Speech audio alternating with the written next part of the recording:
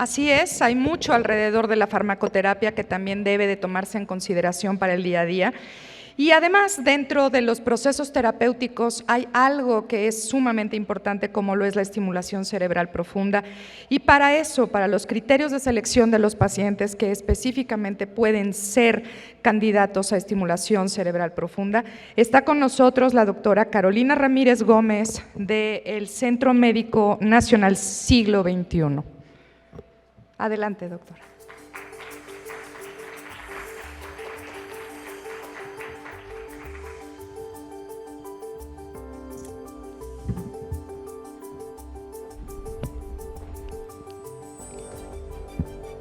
Hola, muy buenas tardes.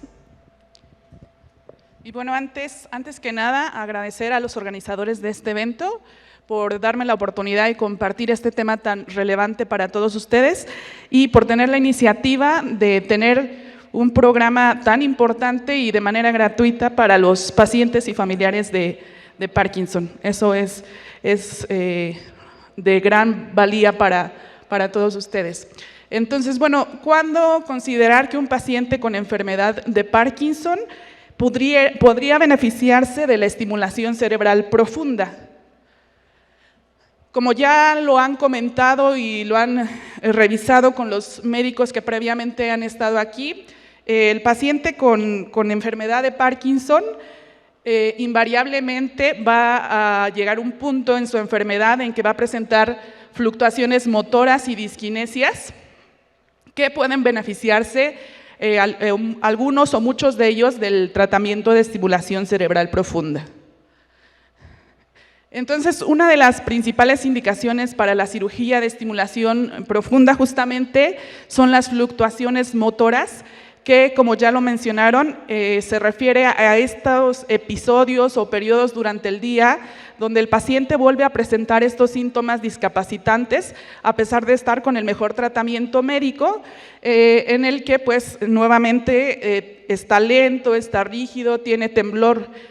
Conforme la progresión de la enfermedad avanza, estas fluctuaciones son cada vez más frecuentes y son un componente importante de la discapacidad y pérdida de la calidad de vida del paciente. Entonces, la estimulación cerebral profunda nos va a ayudar justamente a mejorar esta etapa ON durante el día para que sea mayor y sean menores las fluctuaciones motoras. No sé, ¿me sigo escuchando bien?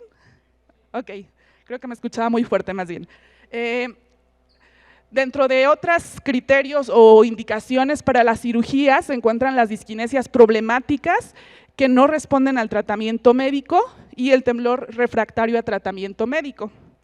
Y para que ustedes lo puedan entender un poco mejor, porque a lo mejor son términos muy rebuscados, gracias.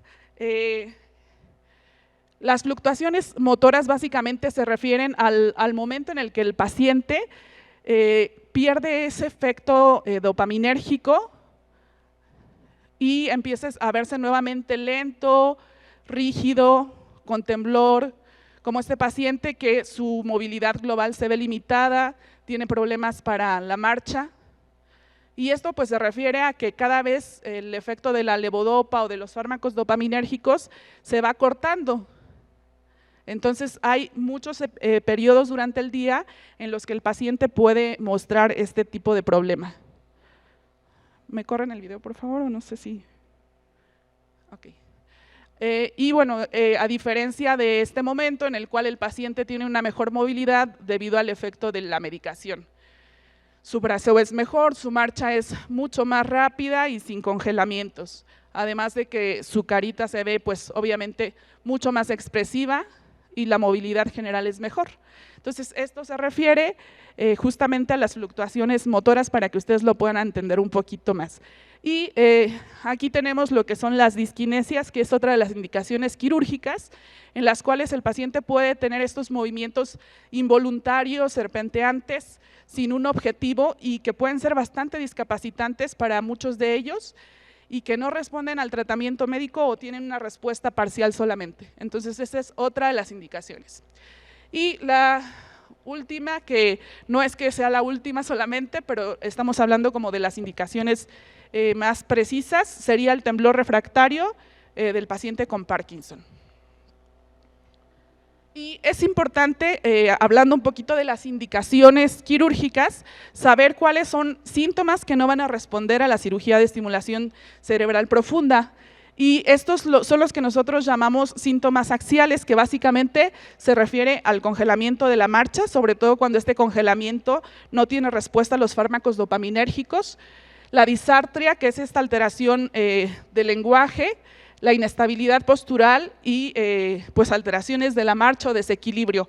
Si estos son los síntomas que predominan en el paciente y que le generan mayor discapacidad, debe replantearse si ese paciente se beneficiaría de la cirugía de estimulación cerebral. Ese paciente tal vez podría beneficiarse más de la rehabilitación, que es el tema que va a venir posterior a este.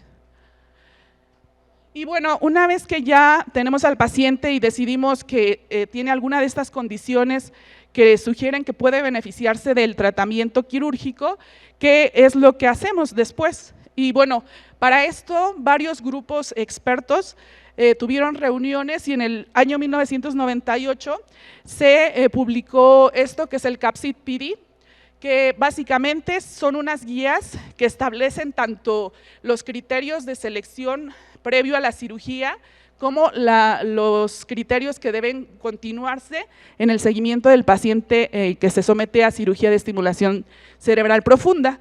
Y bueno, esto es importante que ustedes lo sepan como pacientes, porque muchas veces puede tenerse la idea o el concepto de que es una decisión muy local o que es una decisión que se toma a la ligera o sin criterios, y en realidad este tipo de intervenciones tiene toda una historia, digámoslo, y así sea en este centro, en el centro más recóndito que haya, pero que sean centros especialistas en este tipo de cirugía, pues todos siguen más o menos las mismas líneas para la selección de los pacientes. Y bueno, esto es obviamente algo bueno, porque esto permite un proceso riguroso de selección en el cual pues, se va a decidir qué pacientes van a obtener el mayor beneficio de la cirugía, van a tener un beneficio que les va a durar un tiempo aceptable para el tiempo y el gasto invertido, y saber bien qué pacientes son físicamente, cognitivamente y emocionalmente capaces de tolerar todos los aspectos de la cirugía y los cuidados posoperatorios.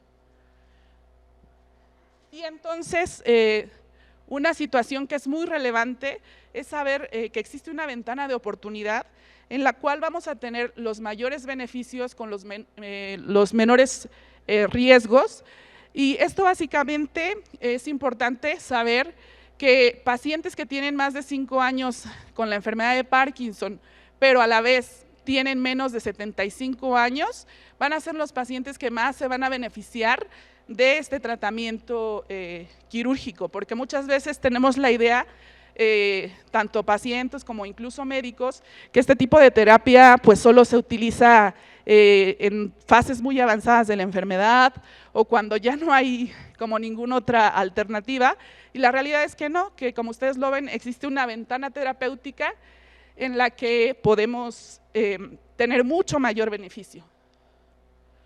Entonces, la edad es un limitante, pues no es un criterio de exclusión absoluto, pero sí es importante que la decisión se tome en cuenta la necesidad terapéutica, los factores de riesgo para desarrollar complicaciones, la esperanza de vida general del paciente y las enfermedades concomitantes. Y lo que sí es verdad también es que los pacientes menores de 70 años son los que van a tener un beneficio mayor.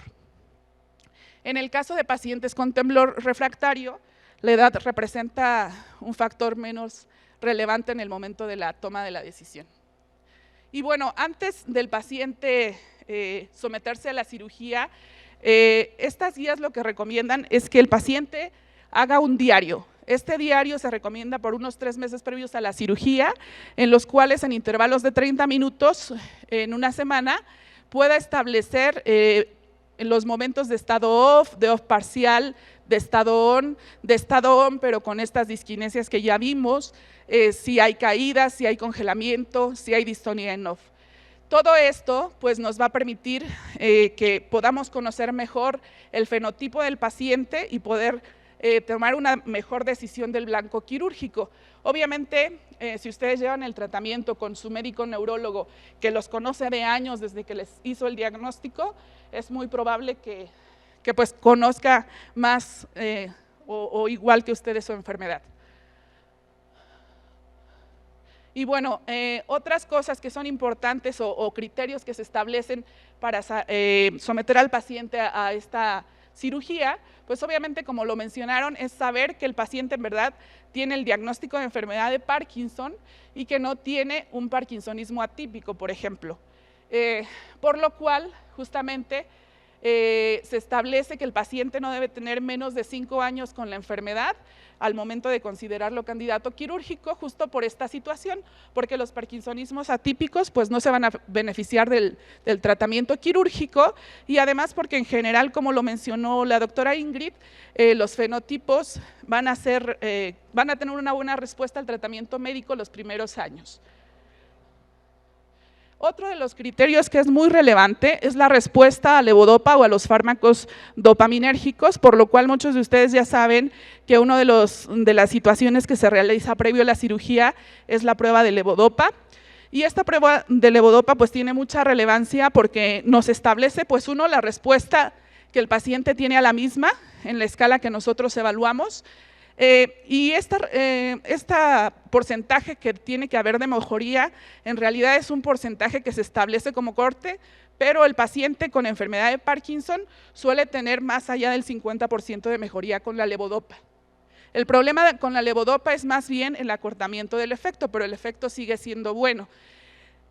Esta prueba además nos permite también establecer qué síntomas sí mejoran y qué síntomas no mejoran con la terapia dopaminérgica, que eso también es relevante porque realmente lo que mejore la levodopa en general es lo que va a mejorar la cirugía, a excepción del temblor, que el temblor sí puede mejorar con la cirugía a pesar de que con la levodopa no haya respondido. Y entonces, cuando se hace esta prueba de levodopa, se realizan algunas escalas clínicas que se toman tanto en el estado sin efecto de la medicación y ya con efecto de la medicación para evaluar justamente la condición motora de calidad de vida del paciente. Y antes de establecer que el paciente sigue siendo un buen candidato quirúrgico, como lo mencionaron, se requiere de un equipo multidisciplinario en el cual se requiere de un análisis cognitivo por el neuropsicólogo, psiquiátrico, para establecer que no existan cuestiones cognitivas o psiquiátricas que sean muy relevantes y que impidan el tratamiento quirúrgico. Se ocupa también la realización de una resonancia magnética para establecer que no hay lesiones en el encéfalo que puedan establecer un diagnóstico alternativo y que no haya una atrofia importante que pueda contraindicar la cirugía. Y bueno, actualmente algunos autores también proponen que se deben considerar otros factores, como es el fenotipo de la enfermedad de Parkinson, porque como ya han comentado, no todos los pacientes con Parkinson van a tener el mismo fenotipo, ni no todos van a tener la misma respuesta a la terapia de estimulación cerebral. Y pues últimamente también se aboga por tener como una mejor tipificación genotípica del paciente con Parkinson para poder establecer también una mejor respuesta que podría tener al tratamiento quirúrgico. Y esto pues es bastante relevante en el avance del conocimiento de los pacientes con enfermedad de Parkinson. Entonces, ¿qué pacientes no son candidatos a la cirugía? Aquellos pacientes que tienen una respuesta mínima o nula a la levodopa. Ya quedamos que el paciente con Parkinson siempre va a tener una respuesta a levodopa. La cuestión es que este efecto va a ser cada vez más acortado. Entonces, en el caso de que no hay una respuesta a levodopa, pues podríamos encontrarnos ante un parkinsonismo atípico o secundario, o que el paciente de plano ya esté en un mal estado funcional durante el periodo ON y también tal vez no se beneficiaría tanto de la terapia quirúrgica. Disfunción cognitiva significativa, que esto se hace pues a través de la evaluación neuropsicológica, sobre todo en pacientes que se van a someter a cierto blanco terapéutico como es el subtálamo, depresión u otras enfermedades psiquiátricas no tratadas, también serían contraindicación para cirugía de subtálamo. hipertensión no controlada o diátesis hemorrágica, cardiopatía inestable, necesidad de anticoagulación continua que no se puede interrumpir, neoplasia maligna asociada a disminución de la esperanza de vida. Obviamente todos estos factores se deben considerar porque pues tal vez no vale la pena someter al paciente a ese riesgo quirúrgico si las comorbilidades pesan más. Y pues otras de la situación también es que el paciente no quiera o no pueda colaborar durante la intervención quirúrgica. Esta intervención quirúrgica requiere de mucha cooperación del paciente durante el transoperatorio. Si el paciente no coopera o no quiere realizarla, pues no se debe realizar. Si también no quiere o no puede colaborar durante las visitas de programación, es también otra situación que impide la cirugía.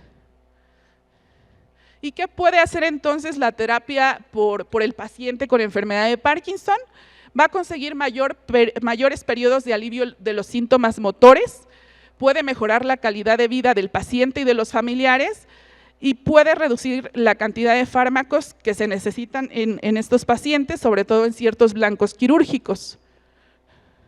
¿Qué es lo que no puede hacer la terapia? La terapia no me va a curar la enfermedad de Parkinson, no va a mejorar aquellos síntomas motores que no mejoren con levodopa, a excepción, como ya lo dijimos, del temblor. No va a alterar mi personalidad. La estimulación cerebral es segura respecto a los efectos secundarios psiquiátricos en pacientes que se han seleccionado correctamente. ¿Y qué factores determinan que yo que ya me operé, que yo paciente con enfermedad de Parkinson que ya me operé, tenga una buena respuesta a la estimulación cerebral? Pues una cosa muy importante es todo lo que ya platicamos, que la selección del paciente haya sido adecuada y que el paciente sea consciente y tenga expectativas realistas.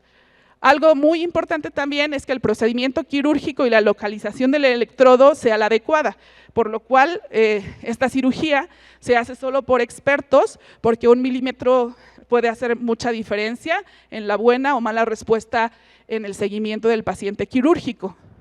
Obviamente la experiencia en la neuromodulación en el seguimiento y el ajuste de la terapia farmacológica en el seguimiento.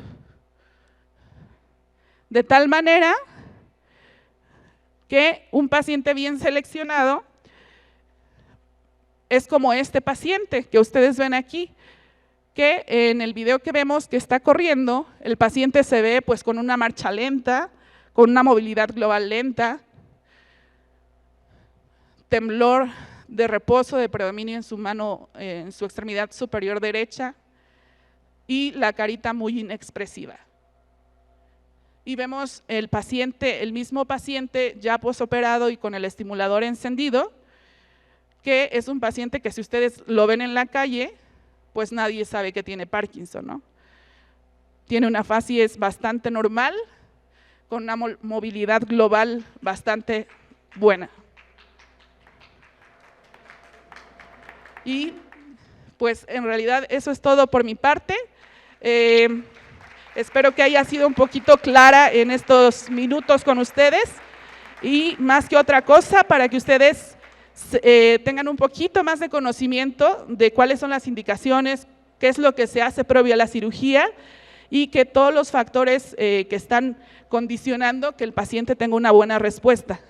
Por eso es que muchas veces no es que tú llegas al consultorio y te opere mañana el neurocirujano, sino que lleva todo un proceso y toda una selección adecuada para una buena respuesta. Muchas gracias. Le damos las gracias a la doctora Carolina que tan excelentemente pudo describir de la manera correcta la forma más importante de apoyar a la terapia farmacológica, que es la terapia de estimulación cerebral profunda. Gracias, doctora.